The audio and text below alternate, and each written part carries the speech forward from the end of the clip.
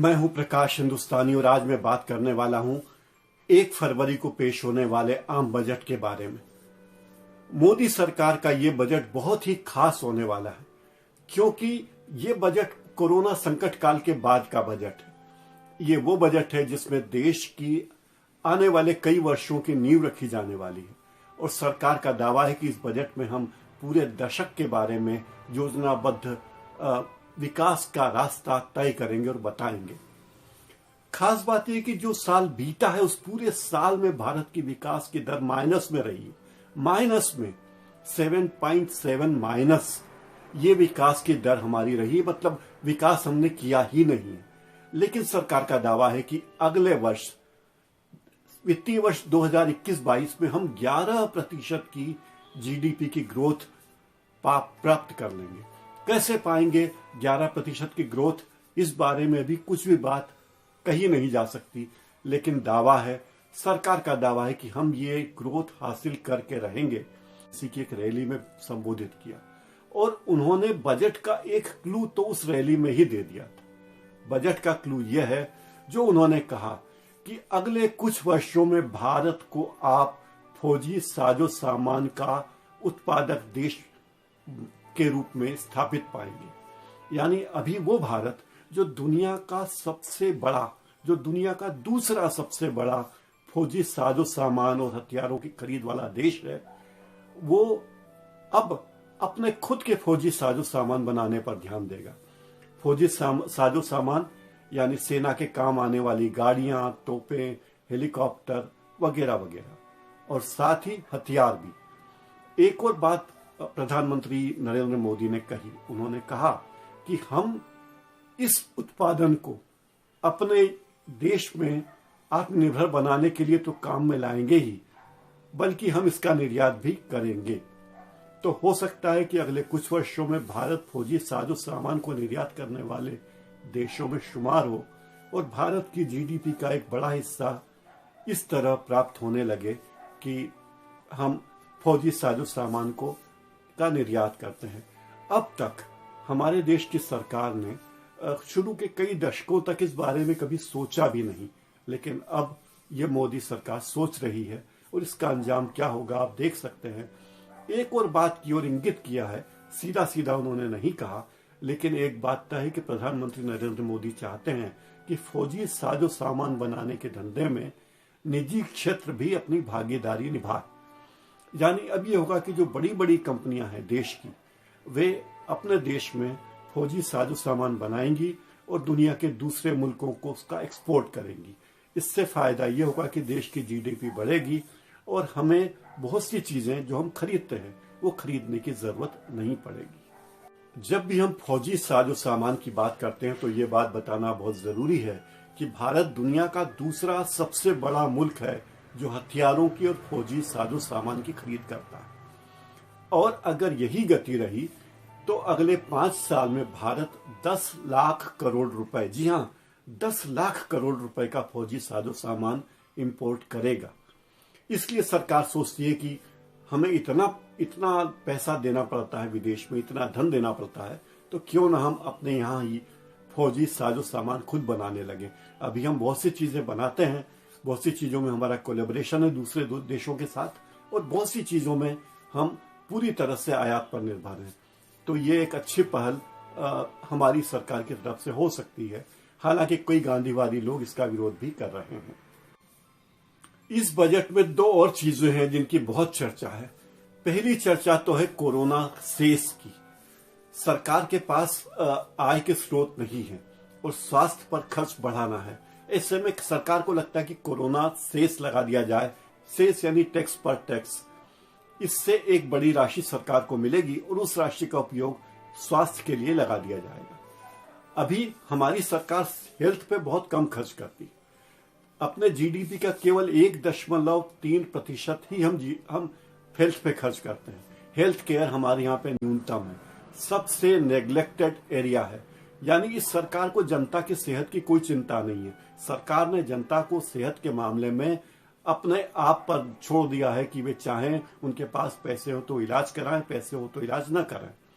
लेकिन अब इस सरकार का लक्ष्य है कि अगले 4 साल में हेल्थ सर्विसेज पर खर्च बढ़ाया जाए और जीडीपी का 4% तक हेल्थ सर्विसेज पे खर्च किया जाए। ये एक अच्छी पहल है, लेकिन सवाल ये कि कोरोना सेस अगर लगाया जाएगा तो देश में पहले ही लोग इतना टैक्स दे रहे हैं, उनका क्या होगा।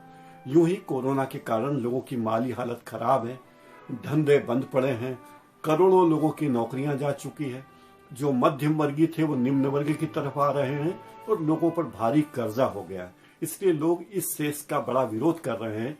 कि हम बात कर रहे हैं इनकम टैक्स की। अभी भारत में इनकम टैक्स के 7 स्लैब हैं, 7। 0% है, बहुत कम आय वालों के लिए कोई टैक्स नहीं है। फिर 5%, 10%, 15%, 20%, 25% और 30%। इसके पहले केवल 4 स्लैब हुआ करते थे। इससे कॉम्प्लिकेशन काफी बढ़ गया है, लेकिन सरकार दृढ़ प्रतिज्ञ है कि इनकम टैक्स के जरिए लोगों की आय में से कुछ हिस्सा टैक्स के रूप में ले।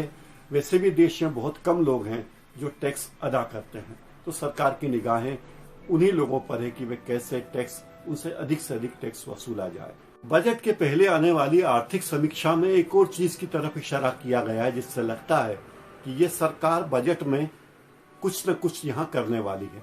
बात यह है कि इस देश के 80 करोड़ लोगों को जो बीपीएल है, गरीबी रेखा के नीचे जीवन जी रहे हैं, उन्हें सस्ती दरों पर अनाज मुहैया कराती है।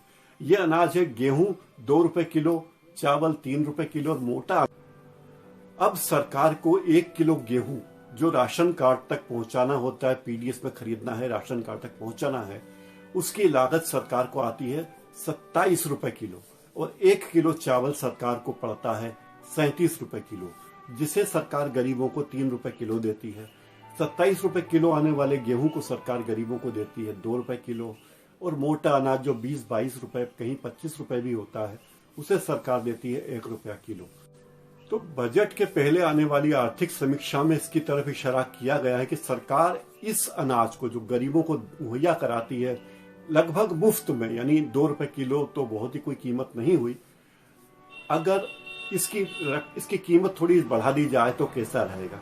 हालांकि एक बड़ा वर्ग है जो इसका विरोध करता है, वो कहता है कि सरकार गरीबों को मुफ्त में खाना दे ही, लेकिन सरकार मानती है कि अगर एक मजदूर भी 200 रुपए रोज कमाता है तो 200 रुपए में वो 100 किलो गेहूं खरीद सकता है, जो पूरे परिवार के लिए काफी है। इसलिए इस राशि में वृद्धि की जानी चाहिए ताकि लोगों का पार्टिसिपेशन भी बढ़े। मुफ्त का माल मिलने पे लोगों को लगता है कि लगभग मुफ्त का माल मिल रहा है, तो वो उसकी कीमत नहीं समझते। तो इसके बारे में भी सरकार बहुत ही गंभीर है और कोई ना कोई फैसला इसके बारे में कर सकती है। अभी सरकार राशन कार्ड पर बीपीएल लोगों को जो गेहूं और चावल उपलब्ध कराती है, मोटा अनाज भी उपलब्ध कराती है, उसकी दरें 2013 से, यानी मोदी सरकार के आने के बाद से बिल्कुल भी नहीं बढ़ी है। जो कीमत पहले थी वही कीमत अभी भी चल रही है। तो सरकार को लगता है कि ये काफी नाइंसाफी है। सरकार का ध्यान इस तरफ भी है कि पिछले साल के दूसरे तिमाही में कृषि की जीडीपी केवल 3.4% ही बढ़ी थी। सरकार को लगता है कि अगर कृषि पर ध्यान दिया जाए तो ये जीडीपी में अच्छी भूमिका निभा सकती है। 2 सेक्टर ऐसे हैं जिन्हें सरकार से बहुत ज्यादा मदद की उम्मीद है।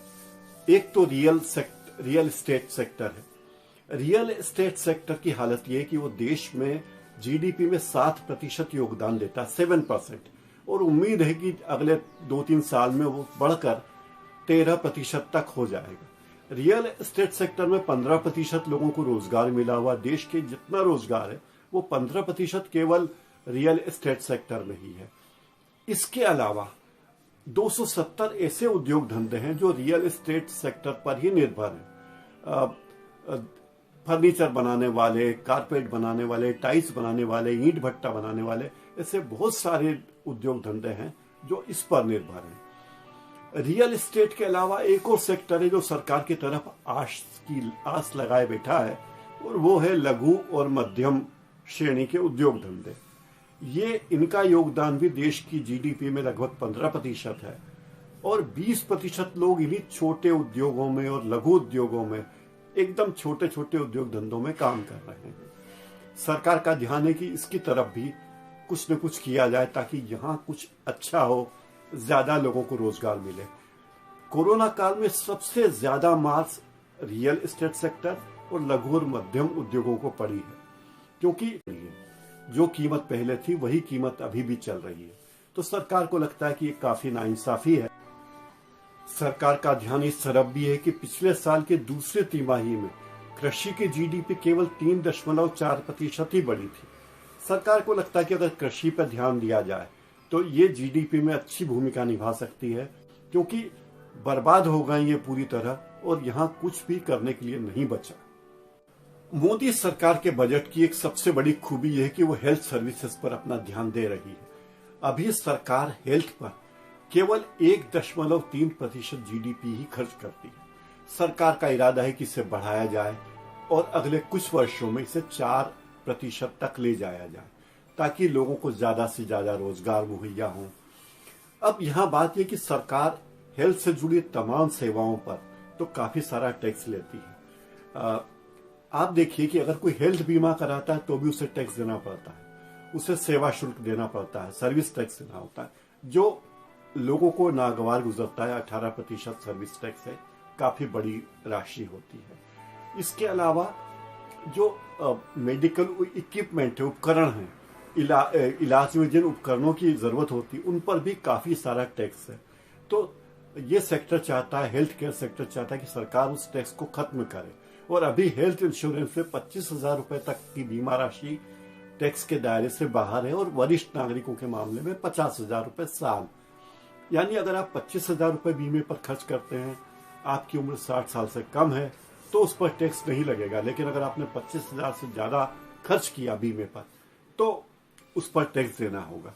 तो जाहिर है अगर सरकार यहाँ टैक्स में छूट देती है तो लोग ज्यादा राशि का बीमा कराने के लिए प्रेरित होंगे और हेल्थ सर्विसेज में सुधार होगा। इसके अलावा दुनिया में ऐसा शायद ही कहीं होता हो कि हेल्थ सर्विसेज पर इतना ज्यादा टैक्स हो।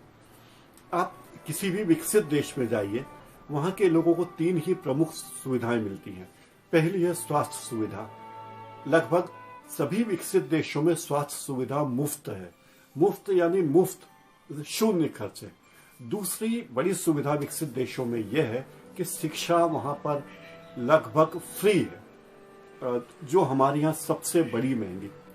और तीसरी है वहां सुविधा वरिष्ठ नागरिकों को जो सुविधाएं दूसरे देशों में, विकसित देशों में, उसके बारे में भारत में हम सोच भी नहीं सकते।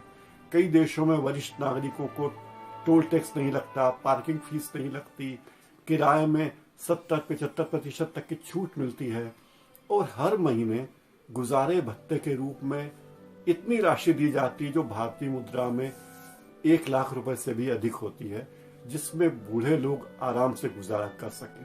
भारत में लोगों की 3 ही प्रमुख चिंताएं हैं: स्वास्थ्य, शिक्षा और वृद्धावस्था के बाद बेरोजगारी का मौका। जब आय के साधन नहीं होते तब लोग क्या करें? तो सरकार कम से कम एक तरफ तो ध्यान दे रही है, हेल्थ केयर पर ध्यान दे रही है, बजट बढ़ा रही है, लेकिन हेल्थ केयर में अगर छूट मिले तो उसका फायदा आम लोगों तक पहुंचना चाहिए। अगर हेल्थ केयर में हम अपना बजट बढ़ाकर 4% कर दें तो बहुत बड़ी बात होगी। अमेरिका जैसे देश में वहां की सरकार जीडीपी का 9% से भी अधिक हेल्थ केयर पर खर्च करती है। आप अंदाज लगा सकते हैं कि अमेरिका की जीडीपी हमारी जीडीपी से लगभग 10 गुना बढ़ी है और वो देश हमसे 7 गुना ज्यादा खर्चा करता है हेल्थ सर्विसेज पर। तो लगभग 70 गुना भारत में स्वास्थ्य सुविधाओं पर हम जितना खर्च करते हैं उससे लगभग 70 गुना राशि अमेरिका में लोग, वहां की सरकार अपनी जनता की स्वास्थ्य पर खर्च करती है। तो अभी हमें काफी मीलों जाना है। अब देखते हैं कि निर्मला सीतारमण अपने बजट के पिटारे में से क्या क्या निकाल कर लाती हैं। दोस्तों, मेरा ये कार्यक्रम आपको कैसा लगा? कृपया इसे लाइक कीजिए, सब्सक्राइब कीजिए और बेल आइकन में ऑल के बटन को दबाकर ही आगे बढ़िए ताकि मेरे कार्यक्रम का नोटिफिकेशन आपको मिलता रहे। इस कार्यक्रम के बारे में आपके सुझाव आमंत्रित हैं। बजट आने के बाद में बजट पर भी चर्चा करूंगा ही।